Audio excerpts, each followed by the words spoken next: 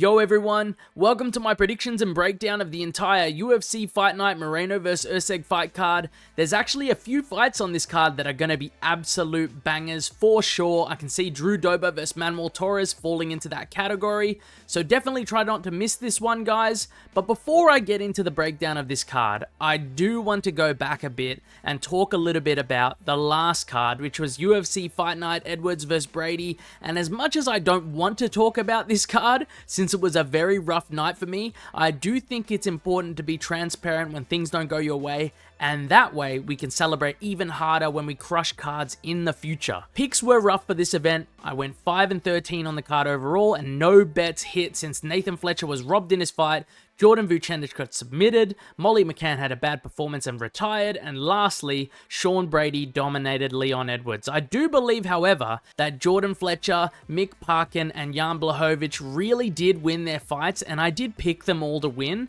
but they just didn't get the judges' nod, which would have made my results for the card a lot better. Regardless of that outcome though, we're gonna move forward with brand new picks for this brand new fight card, and a brand new betting guide is coming as well, so make sure to show your support to the channel by liking and subscribing to keep track of when I'm posting.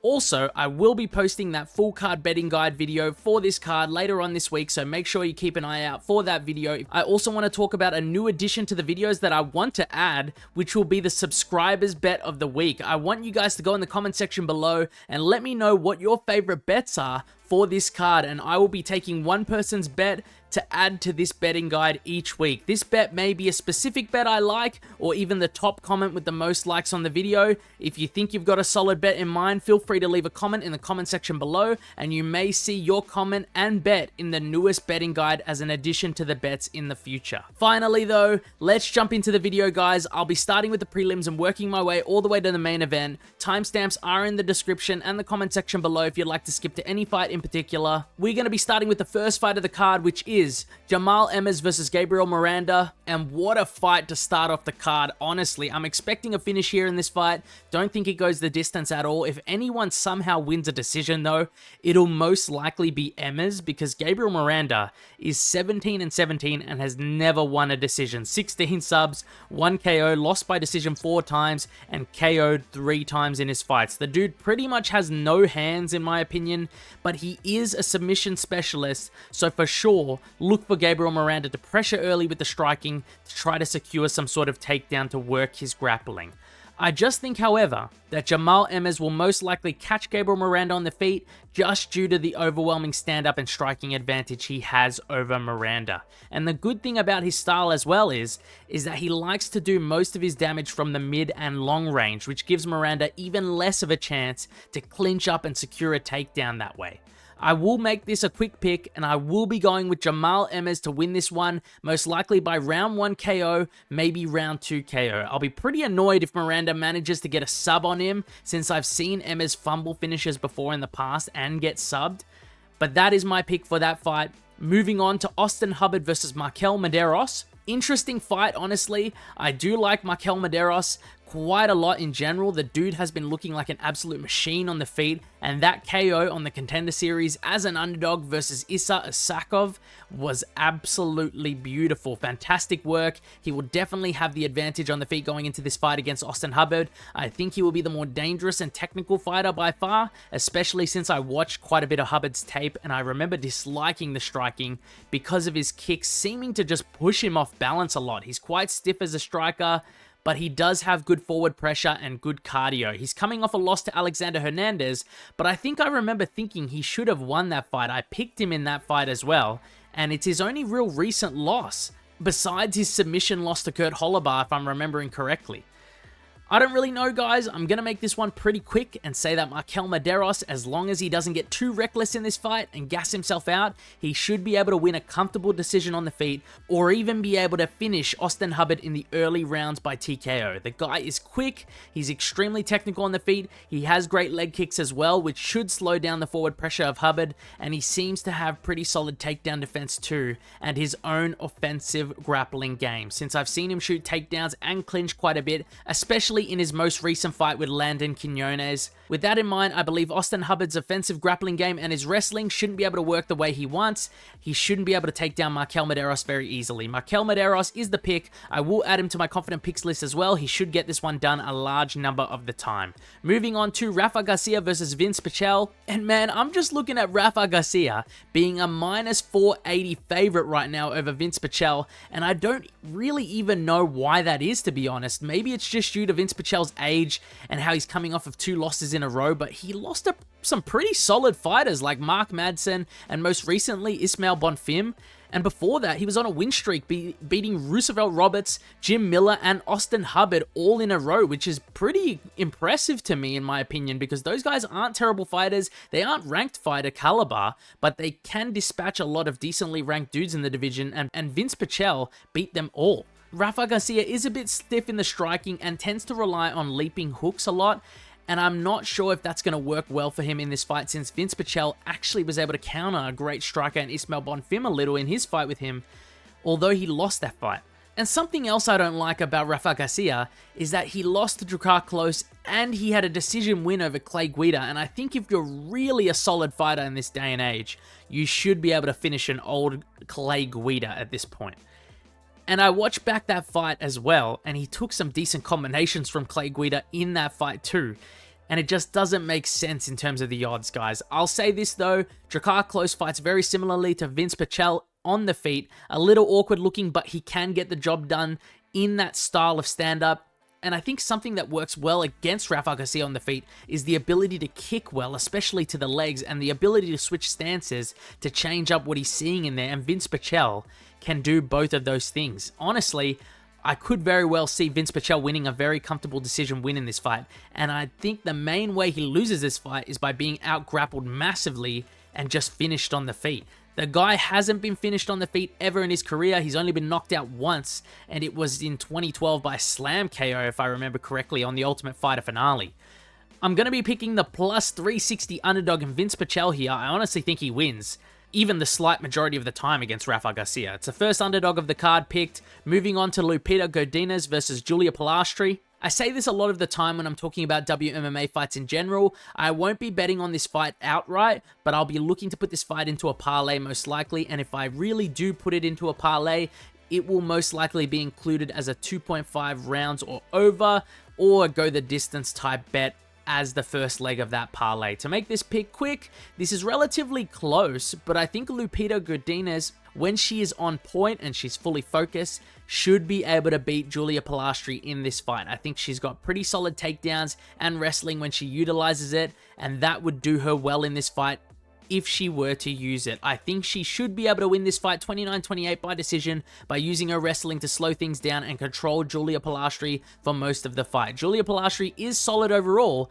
and does have some decent submissions, but she has shown a major weakness in terms of being able to be controlled and held down somewhat easily on bottom position. I saw this in her fight with Josephine Knudsen. I also saw this in her fight versus Jasmine Jasudavicius, and some of the takedowns she gave up were quite sloppy and shouldn't work if you were defending correctly. Lupita Godinez is the pick for this fight, most likely by decision win. I will not be betting on this fight outright though. Moving on to Melquizael Costa versus Christian Rodriguez. Now, I have something to mention. I have picked Christian Rodriguez time and time again, and the only time I've picked him to win was when he versed Julian Erosa, and he ended up getting submitted in the first round of that fight. It was unbelievably hard to predict this guy's fights. The guy has taken out the who's who's of the undefeated prospects in just his last 4 recent wins. He's defeated Raul Rosas Jr., Cameron Saimon, Isaac Dulgarian, and just recently, he added Austin Bashi to that list, and all these guys were undefeated before they versed Christian Rodriguez, which is actually insane. Great takedown defense, solid striking, good footwork, overall pretty solid BJJ game. Christian Rodriguez isn't really weak anywhere the fight could go. Melquizael Costa is actually very similar in that regard. He's quite solid on the feet and has improved a lot in that regard too. but he mostly shines in his BJJ and in his overall grappling game. He will most likely look to establish some damage early with his kicks and then look for some opportunities to grapple Christian Rodriguez later in this fight. He was able to use his grappling and submit Andre Fili in their fight recently, looked great on the feet early, and then ended up snatching up a submission win with a guillotine against Andre Fili, but Andre Fili seemed to sort of gift him the guillotine in that fight, so I'm not really crediting that submission too much, but still a good victory for Melquizael Costa. Good underdog opportunity as well in Melquizael Costa for sure. But I do think I will be siding with C-Rod in this one, just because I think he should be able to do better work on the feet and be a little more active in the clinch, and overall, he should be the more dangerous in some of the close range exchanges. He looked so good in his fight with Cameron Saimon a while ago, and I just remember seeing some really nice knees and counter shots. I can see him doing well in this fight too. I also don't see him getting submitted unless it's a quickly snatched up sub out of nowhere. He's a pretty great counterpuncher, guys. I think he can show more of that ability in this fight. I'm going to go with C-Rod to get this one done, most likely by 30-27 or 29-28 decision win. I'll be adding on to this that I'll be pretty pissed off if he misses weight again, since I think I've seen him miss weight a couple of times now in the past, and I really do hate that for fighters. Regardless, moving on, Jose Medina versus Ateba Gautier. Man, and on paper, this should be a slam dunk pick. Ateba Gautier is a very young, dangerous prospect in the middleweight division with very solid striking and very powerful punches. He does lack a little takedown defense, but in the past few fights I've watched of his, he does seem to be able to get back up, but it is a concern for future fights. Jose Medina, on the other hand, I don't want to sound rude in any way because the guy is an absolute dog and an absolute warrior in the octagon, but he pretty much acts as a human punching bag and absorbs a lot of strikes in his fights. He relies very heavily on his durability and his cardio to do well in his fights, and this could potentially serve him well in this fight if he is able to see the second and third round of this fight. I just think if he doesn't secure the takedown and ground control over Ateba Gautier in this fight early, I can see his luck running out in regards to his durability, and Ateba Gautier being able to hurt him badly in the striking to get the finish in either round 1 or round 2. His durability can't be underestimated though, because if you haven't seen Jose Medina's fight with Zachary Reese pretty much threw everything in the kitchen sink at Jose Medina and the guy would not go down. That's the only real worry I have in this fight. Him being durable, surviving until the later rounds and being able to finish Ateba Gautier after he gasses him out. But I'm going to go with Ateba Gautier to get this one done and to finally break the durability of Jose Medina. Moving on to CJ Vergara versus Edgar Chairez. And this is a relatively close fight here in my opinion. I think I see the odds as having CJ Vergara as a plus 210 underdog. But honestly, those are pretty solid odds for anyone looking for an underdog opportunity on this card. I do, however, lean towards Edgar Chairez to get this one done for a few reasons. But I do see an avenue where CJ Vergara can win this one. Edgar Chairez will be the taller, rangier, more well-rounded fighter overall going into this one. He has a bunch of submissions on his record, but he is a pretty solid striker and was showcasing some pretty great striking, honestly, in his fight with Joshua Van, where he lost by decision. The dude is extremely sick, and most of his losses actually come from strong grapplers with great submission games, aside from the Joshua Van fight, of course.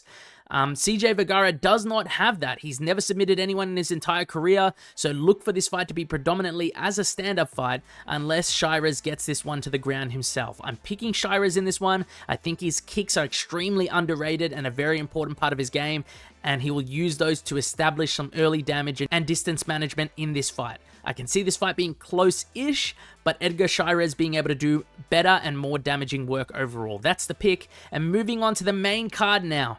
Ronaldo Rodriguez versus Kevin Borjas. Now, this is a very tricky one. Although Rodriguez has won his last 7 in a row, with 2 of them being inside the UFC, he has shown some pretty glaring weaknesses in his game. The guy, although he is durable, does not move his head and takes a lot of damage in his fights. His striking and striking defense definitely needs work. But on the other hand with Kevin Borjas is that he actually does have the striking to compete and outfight someone like Ronaldo Rodriguez, but he is less durable and has been broken down with leg kicks like in his fight against Alessandro Costa. The guy has shown he can be taken down multiple times in his fights as well, but none of them have had the BJJ or grappling of Ronaldo Rodriguez. That's why this fight is so tricky. There are too many unknowns going into this fight, fight, even though I believe there are two main avenues for each guy to win.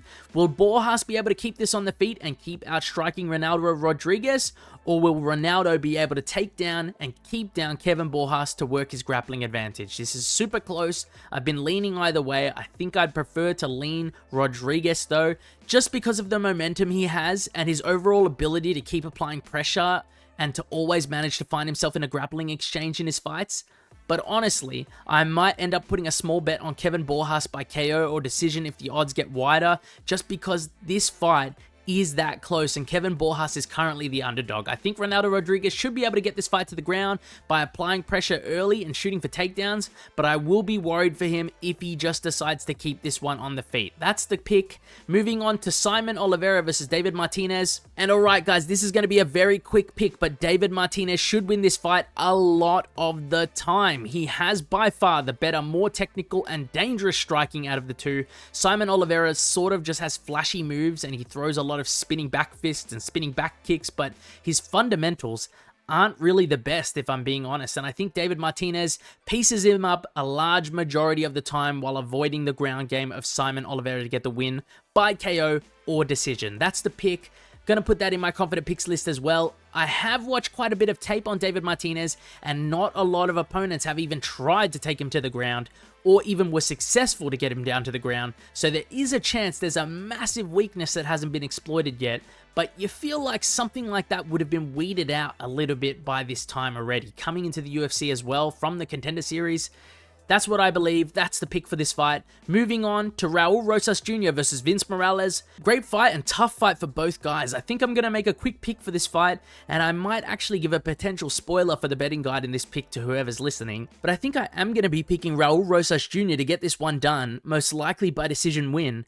But this is a tough fight for both guys. Like I said, I don't think this will be an easy fight for whoever wins. I just don't see a finish coming easy for each guy. The reason I favor Raul Rosas Jr. though is mostly because he just seems to consistently be able to secure the takedown and have favorable grappling positions over his opponents. He has gotten them in every single fight I have seen him in as far as I remember, and I think he should be able to get them against Vinc Morales in at least 2 out of 3 rounds to secure a pretty solid decision win by doing some damage on the ground. The one thing to watch out for though is that I think you are going to be able to see pretty early on if the takedowns and the grappling will work for Raul Rosas Jr. So this could make a pretty good candidate for a live bet. Or if you just think Vinc Morales will be able to stuff the takedowns, you should be putting something down on him 100% because he is the better striker out of the two for sure. I think I might even put a small bet on Vinc Morales myself to win this one as an underdog, but not sure yet what the prop or the bet for that will be. Regardless though,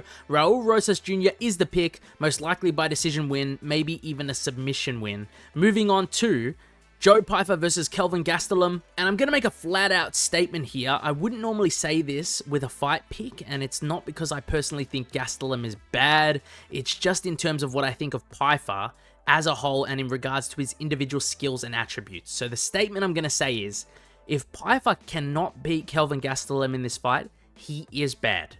I truly believe that because Pyfer's physicality, his power, his quick ability to get the takedown, his striking inside the pocket, I believe all of these things combined are a recipe to beat Kelvin Gastelum, especially having the takedowns in your back pocket. If I were his coaches, I would be prepping him for when you know Kelvin is going to blitz in so you can secure a takedown on him like you did on Abdul Razak Al Hassan when you versed him. Secure the takedown, work your way into a ground and pound finish or a submission win. Easiest road to victory here. I'll be genuinely disappointed in Pyfer if he just chooses to fight Kelvin. Very similarly to how he fought and lost to Jack Hermansson in that fight a while ago, he needs to not overswing, he needs to fight smart, and Kelvin has been dominated before by grapplers like in his most recent fight against Sean Brady. Take him down, submit him, or TKO him. It'll be the easy night for you that you want. Leave him on the feet and you run the risk against someone with decent power who can strike and move well enough on their feet from the outside. Very similar to Jack Hermansson. But another reason I favor Pyfer is because this is only a 3-round fight. Really helps out when you don't think about pacing yourself too much. Anyways, guys, Joe is the pick. A prop on Pyfer by sub would be pretty cool, I think, but Pyfer by finish is the most likely scenario. Confident picks list edition. Moving on to the co-main event of the card, Manuel Torres versus Drew Dober. And this one is a super, super tough one to pick because my heart My heart is just saying Drew Dober knocks him out. Honestly, it's just a feeling I have in this fight, but my brain and everything in me is leaning towards the smarter pick in Torres, getting this one done, most likely by finish as well. Regardless who wins this fight, I don't think this fight is going to go the distance. I think that Manuel Torres does have a grappling game, though, to fall back on.